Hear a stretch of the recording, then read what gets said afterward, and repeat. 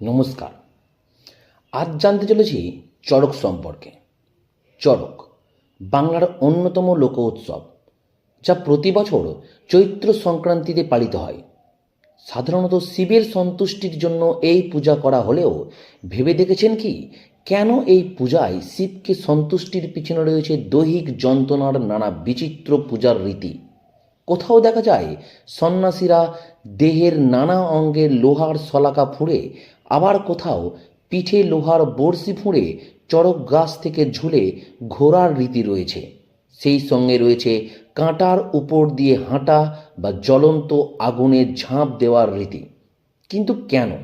এর পিছনে রয়েছে এক কিংবদন্তি প্রেমের কাহিনী, এবং সেই প্রেমকে ঘিরে রয়েছে শিব ও কৃষ্ণের যুদ্ধের কাহিনী। চলো জানা যাক আজ সেই কাহিনী। অসুররাজ বালির পুত্র ছিল বান রাজা।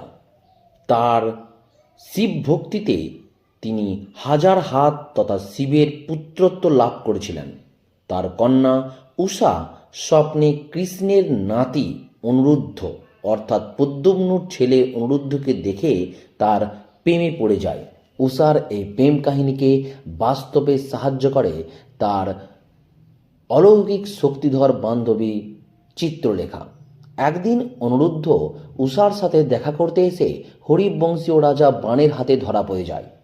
তিনি ছিলেন শিব ভক্ত, তাই স্বাভাবিক নিয়মে সে কৃষ্ণের নাতি ও তার কন্যার প্রেম কাহিনীকে মেনে নিতে পারেননি। তিনি বন্দি করেন অনিরুদ্ধকে। এই খবর শুনে দ্বারকাধীশ কৃষ্ণ তার জ্যেষ্ঠ ভ্রাতা বলরামের সহিত যুদ্ধে উপস্থিত হয়। বান রাজার সহিত চলে ভীষণ যুদ্ধ। কৃষ্ণ তার সুদর্শনের সাহায্যে বান রাজার অহংকারযুক্ত হাজার হাত একে একে কাটতে থাকেন। অবশেষে বান রাজা রক্তাক্ত অবস্থায় শিবের জন্য নৃত্য শুরু করে। শিব আবির্ভূত হন বান রাজাকে উদ্ধার করতে। ভীষণ যুদ্ধ শুরু হয় শিব ও কৃষ্ণের মধ্যে।